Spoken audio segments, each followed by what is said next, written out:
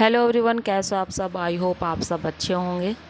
जो भी इस चैनल पर न्यू हैं उनको बता दूं कि जो सीडीपी क्लास है फ्री ऑफ कॉस्ट आपको कराई जा रही है बिना किसी चार्जेस के। चार्जेस अगर देने ही हैं तो वो आप दीजिए। फीडबैक कैसे भी दे सकते हैं आप, कमेंट कर सकते हैं या फिर कमेंट कर सकते हैं या लाइक कर सकते हैं, ताकि मैं मोटिवेट हूँ और ज़्यादा वीडियोज़ लेकर आऊँ आप लोगों के लिए। ठीक है, तो ये तो हो गई हमारा स्टार्टिंग का पोर्शन। तो आप लोगों को बता दूं कि ऑलरेडी हम जो है अपनी 4 क्लासेस एस्टेट की सीडीपी की कंप्लीट कर चुके हैं। जो बच्चे न्यू है चैनल को उनको बता दूं। साथ ही साथ ये और बता दें कि डेवलपमेंट के बारे में हमने पढ़ लिया। आज से स्टार्ट होने जा रही है इम्पोर्टेंट सेशन शुरू होने वाला है, क्योंकि हम इसमें जो है थ्योरीज़ करने जा रहे हैं। डेवलपमेंट की थ्योरीज़ एक कंप्लीट स्ट्रक्चर तैयार करके बनाया है मैंने। एक कंप्लीट स्ट्रक्चर बनाया है जो ताकि ईजी हो जाए आपको पढ़ना क्या, एक आइडिया लग जाए कि इसके अंदर कौन कौन सी थ्योरीज़ आती है, हमें क्या पढ़ना है एक्चुअल में। तो मेरे एनालिसिस के हिसाब से मैंने जितना भी पीवाईक्यूज़ देखे पीवाईक्यू देखे, उनमें देखा कि ये थ्योरी जो है ज़्यादा से ज़्यादा पूछी गई है। इन थ्योरीज़ में से जो है क्वेश्चन आ रहे हैं, और ये जितनी भी थ्योरीज़ है वो काफ़ी मोस्ट इंपॉर्टेंट हो जाती है। हर बार कहीं ना कहीं इन्हीं थ्योरीज से क्वेश्चन जो आ रहे हैं और रिपीट बेस पे भी आ रहे हैं। ठीक है, तो एक बार पढ़ लेते हैं हमें एक्चुअल में आगे जाके क्या पढ़ना है, कौन कौन सी थ्योरी पढ़नी है। इंपॉर्टेंट इसीलिए हो जाएगी ये पेज, क्योंकि इससे क्या होगा कि एक तो आपको थ्योरीज़ के बारे में पता चलेगा कि किसने कौन सी थ्योरी दी है। उसमें तो 101% आपका एक क्वेश्चन ऐसे ही बन जाता है। ठीक है, इन थ्योरीज़ को आप 5 स्टार लगा लीजिए, क्योंकि ये सारी की सारी बहुत ज़्यादा इम्पोर्टेंट हो जाती है। तो शुरू करते हैं हमारी क्लास आज की। एक सेकेंड।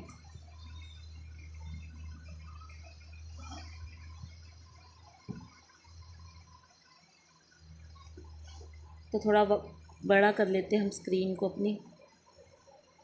ये क्लास दोनों सेशन के लिए होने जा रही है। सीडीपी वालों के लिए भी ये क्लास है, साथ ही साथ जो हमारा साइकोलॉजी का भी बैच है जो साथ ही के साथ चला रहे हैं। इतना मैं तो कोशिश करती हूँ कि डेली की डेली आपकी क्लासेस लूँ, लेकिन कोई ना कोई एक अड़चन आ जाती है जिससे क्लासेस डेली नहीं हो पाती है। जैसे कि कल मैंने ये क्लास नहीं ली थी। तो ये दोनों के लिए, सीडीपी वालों के लिए भी, साथ में जिनका मेन सब्जेक्ट है उसकी भी तैयारी हम इस चैनल पर कराएंगे। जल्द से जल्द उनका अलग से भी लेकर आएंगे, लेकिन अभी तक जितना भी पोर्शन कराया है मैंने वो साइकोलॉजी का भी कॉमन है, यानी कॉमन पोर्शन मैं साथ में कराऊंगी। जो एक्स्ट्रा आता है साइकोलॉजी में वो अलग से मैं स्टार्ट करवाऊंगी कोर्स। ठीक है, तो ये है हमारे डेवलपमेंट की थ्योरी। पहले पर आ जाती है इकोलॉजिकल थ्योरी, जो कि ब्राउनफील्ड ब्रनर ने दी है। नाम और थ्योरी दोनों याद करनी ज़्यादा इंपॉर्टेंट हो जाती है। कई बार डायरेक्ट क्वेश्चन पूछ लिया जाता है ये थ्योरी किसने दी। सेकंड पर आती है अटैचमेंट थ्योरी, जॉन बोल्वी की थ्योरी है। कॉग्निटिव थ्योरी, इसको कौन नहीं जानता होगा, जीन पियाजे। जीन पियाजे के बिना डेवलपमेंट में जीन पियाजे अधूरा सा ही लगता है। जब तक आप जीन पियाजे को नहीं पढ़ लेते तो वो कंप्लीट थ्योरीज नहीं मानी जाती डेवलपमेंट की। ये तो मेन स्ट्रक्चर बना लीजिए जीन पियाजे का। ठीक है, आगे आता है सोशल कल्चरल थ्योरी, ले वैगोस की। ये भी काफ़ी इंपॉर्टेंट है।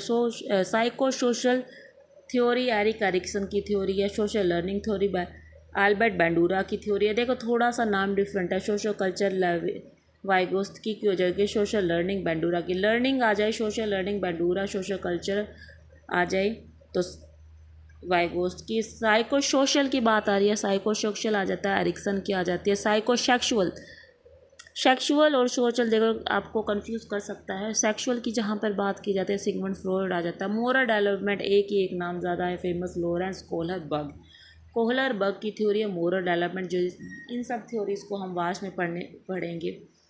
कहीं ना कहीं जो लर्निंग की थ्योरी है वो डेवलपमेंट में भी इंक्लूड हो जाती है। तो ये वाला जो 9 वाली हमारी, जब हम लर्निंग की थ्योरी पढ़ेंगे तब वहाँ पर इसको सेट कर लेंगे। अभी के लिए हम सिर्फ ऊपर वाली पढ़ेंगे, इसको हम स्किप कर सकते हैं, जब लर्निंग की थ्योरी करेंगे तब करेंगे। तो अगला आ जाता है adolescence egocentrism theory. Adolescent egocentrism theory जो कि है डेविड एल्काइंड की थ्योरी है। 11 नंबर पर आ जाता है बुर्नन थ्योरी ऑफ कॉग्निटिव डेवलपमेंट, और लास्ट हो जाती है हमारी जीन पियाजे मोरल डेवलपमेंट थ्योरी। आज तक आप लोगों ने कॉग्निटिव डेवलपमेंट थ्योरी पढ़ी होगी जीन पियाजे ने। बहुत कम स्टूडेंट ऐसे होंगे जिन्होंने मोरल डेवलपमेंट भी थ्योरी पढ़ी होगी। ठीक है, तो हम साहब मेरी कोशिश ये रहेगी जितनी भी डेवलपमेंट की थ्योरी आप लोगों को कंप्लीट कराई जाए, चाहे डेवलपमेंट का छोटा सा कॉन्सेप्ट है उसको भी मैं कंप्लीट कराने की पूरी कोशिश करूँगी। आज सीक्वेंस में नहीं कराऊँगी, आज मैं थोड़ा सा एक छोटी सी थ्योरी जो है आज हम करेंगे वो रहेगी हमारी एडोलेसेंट ईगोसेंट्रिज्म थ्योरी, जो कि एल्काइंड की है। ठीक है, बाकी मेरी कोशिश रहेगी कि एक दिन के अंदर 2 या 3 थ्योरी, 2 या 3 या 4 जितनी भी बनती है, मेन तो हमारा 2 या 3 रहेगा। ठीक है, उनको कंप्लीट कराएंगे और जल्द से जल्द हम डेवलपमेंट की थ्योरी को कंप्लीट करने की पूरी कोशिश करेंगे। रिसोर्स बता दूं, जो आज मेरा रिसोर्स है जहाँ से मैंने आज जिसकी सहायता से ली है, जिसकी सहायता से ये PDF बनाई है, वो रहेगा हमारा गूगल की हेल्प लेकर मैंने वहाँ से इमेजेस को डाउनलोड किया है। तो शुरू करते हैं आज की हमारी class, David Elkind theory of adolescent egocentrism theory. और हाँ, हिंदी वालों के लिए रहेगा किशोरावस्था में ईगोसेंट्रिज्म को बोलते हैं केंद्रवाद। ठीक है, केंद्रवाद, किशोरावस्था में केंद्रवाद यानी एडोलेसेंट ईगोसेंट्रिज्म एल्काइंड ने दिया था। सेकंड थोड़ी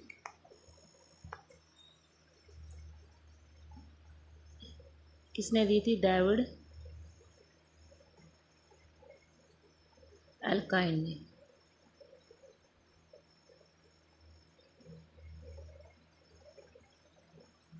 ठीक है, अब ईगोसेंट्रिज्म होता क्या है भाई, ये पढ़ लेते हैं हम। ईगोसेंट्रिज्म इन एडोलेसेंट, आपको बता दूं जो ईगोसेंट्रिज्म है वो पियाजे का कॉन्सेप्ट है। एल्काइंड ने वहीं से ही उठाया है ईगोसेंट्रिज्म को। ठीक है, उसी के ऊपर कंप्लीट जो थ्योरी बना दी गई है। ईगोसेंट्रिज्म जब हम पियाजे की थ्योरी करेंगे तब वहाँ पर डिस्कस करेंगे ईगोसेंट्रिज्म का। ठीक है, ईगोसेंट्रिज्म इन एडोलेसेंट थिंकिंग, यानी कि ईगोसेंट्रिज्म केंद्र में किशोरावस्था में केंद्रवाद विचार या थिंकिंग लगा सकते हैं। तो हाँ,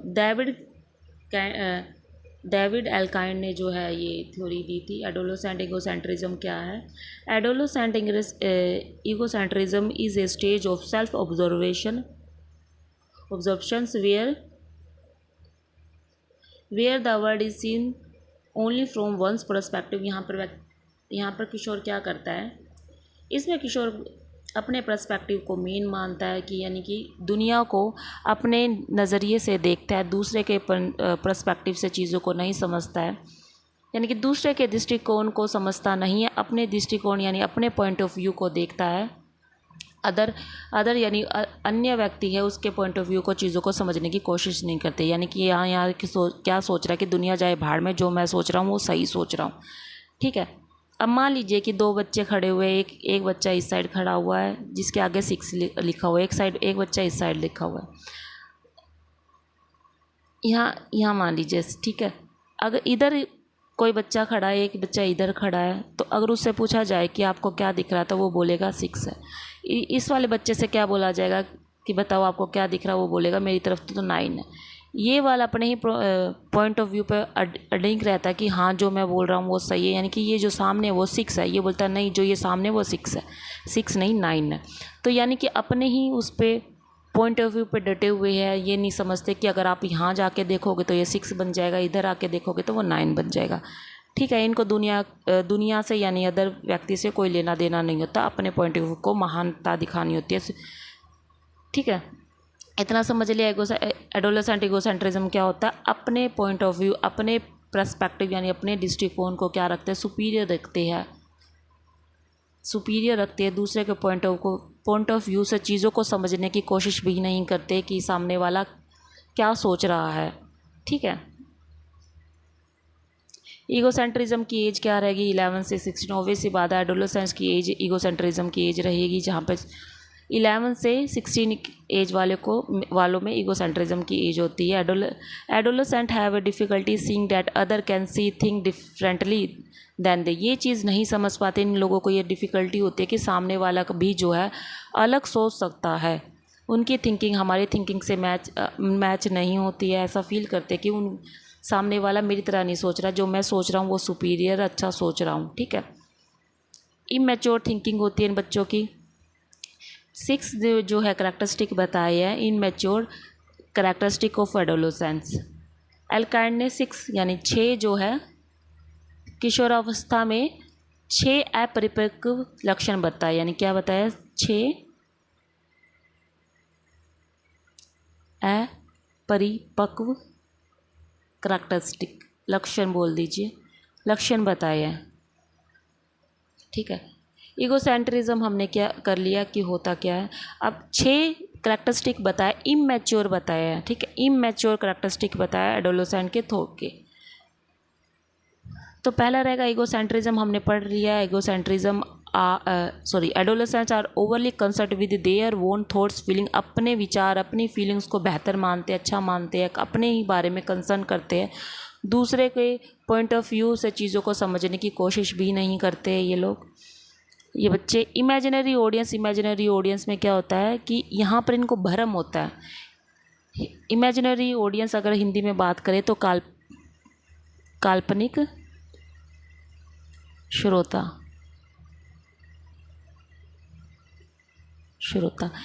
इसमें क्या बच्चा महसूस करता है, इसमें ये समझता है कि जो सामने वाला है जो है, सारी दुनिया जो है उसको ही कंटिन्यूसली देखे जा रही है, यानी कि सेंटर पॉइंट कौन हूँ मैं। उसको ये खुद भ्रम होता है कि हर कोई जो है मेरी ही तरफ देख रहा है।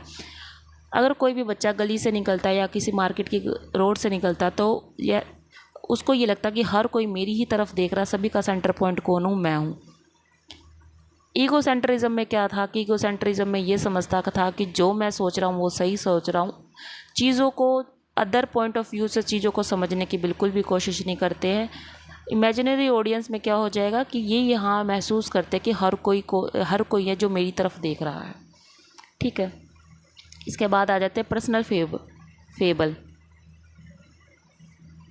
पर्सनल फेबल हिंदी में रहेगी हमारी व्यक्तिगत दंत कथा। व्यक्तिगत दंत कथा में क्या होता है कि adolescents believe that their experience and feelings are unique. ये समझते, इनको ये भ्रम भी रहता है कि मेरी जो फीलिंग्स है वो यूनिक है, विशेष है, मैं जो एक्सपीरियंस करता हूँ वो ऐसा एक्सपीरियंस कोई और नहीं कर सकता। यानी कि मैं कौन हूँ, मैं विशेष हूँ, एक विशेष बच्चा हूँ। कोई उस पर्सपेक्टिव से चीज़ों को नहीं करता जिस पर्सपेक्टिव से मैं करता हूँ चीज़ों को। यानी कि अपने आप को क्या समझता है, यूनिक समझता है, विशेष समझता है, ठीक है। अगला रहेगा हमारा इल्यूजन ऑफ इनवर्नेबिलिटी। इल्यूजन ऑफ इनवर्नेबिलिटी यानी कि हिंदी में रहेगा अभेदता का भ्रम। इसमें क्या रहेगा, एडोलेसेंट जो है वो ये सोचता है misfortune happen only to other. यानी कि जो भी गलत चीज़ें होती है वो दूसरों के साथ होती है, मेरे साथ कभी कोई गलत चीज़ नहीं हो सकती। यहाँ पे लोगों, जैसे कोविड के टाइम पे, कोरोना के टाइम पे क्या होता था कि मुझे तो कोरोना छू भी नहीं सकती है। यहाँ पे कई बच्चों को ऐसा भ्रम, बच्चे लगा लो या कोई एडल्ट भी यहाँ पर आ जाते हैं तो वहाँ पर ऐसे कईयों को ऐसा होता था कि नहीं, हमें कोरोना तो हो नहीं सकता, हम इतने स्ट्रॉन्ग, इतने पावरफुल है, हमें कोरोना तो छू भी नहीं सकता, ठीक है। या फिर ये लगा लीजिए तो कि यहाँ पर ज़्यादातर देखा जाता है जो एडोलेसेंट है वो हैवी ड्राइवर होते हैं। क्या होते हैं, हैवी ड्राइवर होते हैं, यानी कि ड्राइव इतना फास्ट करेंगे ना, क्या करेंगे, ड्राइव इतना फास्ट करेंगे, उनको ना डर भी नहीं लगता कि हमारे साथ कुछ भी अनहोनी ना हो जाए। यानी ये महसूस करते कि अगर मैं फास्ट ड्राइव भी करूँगा तो मेरा एक्सीडेंट नहीं होगा, ठीक है। 2-3 दिन पहले हम जा रहे थे, मैं मेरे हस्बैंड के साथ जा रही थी, 15 या 16 साल के बच्चे थे, 15 या 16 साल की एज के बच्चे थे, एक्टिवा पर थे। वो इतनी फास्ट ड्राइव कर रहे थे ना, बहुत ज़्यादा फास्ट ड्राइव। उनको ये कोई मतलब नहीं था कि भाई साथ में कोई और भी है, और भी लोग हैं जो चल रहे हैं सड़क पर। उनको ऐसा महसूस होता था कि सड़क तो हमारी, अकेले हम ही घूम रहे, इतनी फास्ट ड्राइव कर रहे थे। मन में मेरा ज़रूर आ रही थी कि काश एक बार तो गिर जाना, तब बड़ा मज़ा आए, है ना। वैसे नहीं, वैसे सोच तो नहीं है, लेकिन फिर भी इन लोगों को ऐसा थोड़ा सोचना चाहिए दूसरों के बारे में भी। रोड पर और भी व्यक्ति है जो चल रहे हैं, यहाँ पर अपना ही चल रहा है, यानी कि रोड जो है हमारा है, हम ही इस रोड के मालिक है। इतनी फास्ट ड्राइव करते हैं, दूसरों से इन लोगों को कोई लेना देना नहीं होता, तो वो चीज़ आ जाती है। इल्यूजन ऑफ इनवल्नरेबिलिटी, यानी कि हमारे साथ कुछ गलत नहीं हो सकता, ऐसा महसूस करना।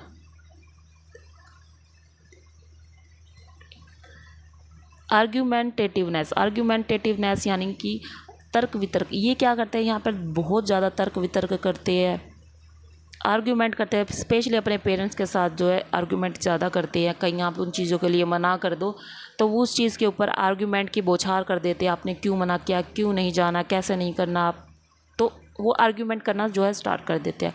सिक्स्थ रहेगा हमारा आइडलिज्म या क्रिटिकलनेस। आइडलिज्म या क्रिटिकलनेस अगर एक शब्द में कहना जाऊँ तो यहाँ ओवर स्मार्ट बनने की कोशिश करते हैं।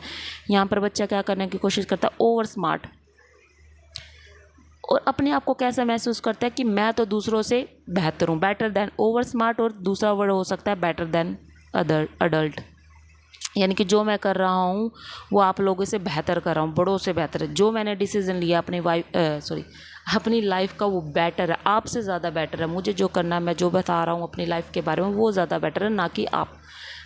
यानी कि अपने पेरेंट्स को नेगलेक्ट करना स्टार्ट कर देते हैं। आर्गूमेंटेटिव भी इसी के अंदर आ जाता है, जो तर्क वितर्क करते हैं, आप जो कह रहे हो वो सही नहीं है, हम जो कह रहे हैं अपना पर्सपेक्टिव इनको, यानी कि ओवी सी बात है ना, जो थ्योरी का नाम एगोसेंट्रिज्म, यानी कि सेल्फ कंसेशन, खुद पर ज़्यादा अहम केंद्रित होते हैं, यहाँ अपने आप पर ज़्यादा फोकस रखते हैं, दूसरे को नेगलेक्ट करते हैं। एक भाषा में अगर इस थ्योरी को डिफाइन करना चाहूँ तो यही कर सकते हैं कि अपने आप को महत्व देना, दूसरों को महत्व नहीं देना, दूसरों को नीचा समझना, ठीक है। ये हो जाते हैं इसके 6 करेक्टरिस्टिक। इसके अंदर 2 चीज़ और आ जाती है, 2 चीज़, इंडिसिजिवनेस। यहाँ पर क्या है कि यहाँ पर क्या करते हैं बच्चे, यहाँ पर कहते हैं चॉइसेस बहुत बनाते थे, मैनी चॉइसेस बनाते थे, चॉइस बहुत बनाए कि हम ये करेंगे, हम वो करेंगे, ऐसा करेंगे, वैसा करेंगे, करते कुछ भी नहीं है। मैनी चॉइसेस जब चूज़ करने की बात आती है ना, जब चूज़ करने की बात होती है तब बड़ा कन्फ्यूजिंग दिखा देते हैं कि क्या करना चाहिए था हमें।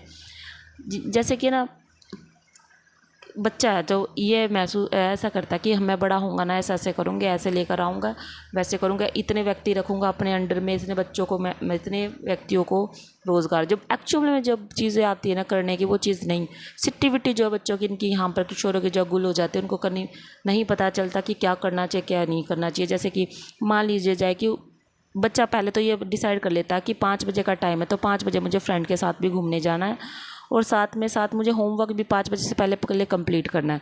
तो अब यहाँ पर डिसीजन नहीं ले पा रहा कि मैं फ्रेंड के साथ घूमने जाऊँ या अपना होमवर्क को कंप्लीट करूँ। चॉइस तो बना दी, ऐसा करूँगा, लेकिन अप्लाई करना, प्लानिंग करना और अप्लाई करना दोनों चीज़ें, प्लानिंग फालसी यहाँ पे कर देते हैं। प्लानिंग फालसी साइकोलॉजी के स्टूडेंट है उन लोगों को ज़रूर पता होगा प्लानिंग फालसी क्या होती है, यानी कि जैसा हम प्लान बनाते हैं उसके अकॉर्डिंग बिहेव नहीं करते, ठीक है। तो ये रहेगा हमारा इंडिसिजिवनेस, निर्णयता हिंदी में। एक रहेगा एपरेंट हाइपोक्रेसी, छठा, ये 7th रहेगा इंडिसिजिवनेस, और 8 रह जाएगा एपरेंट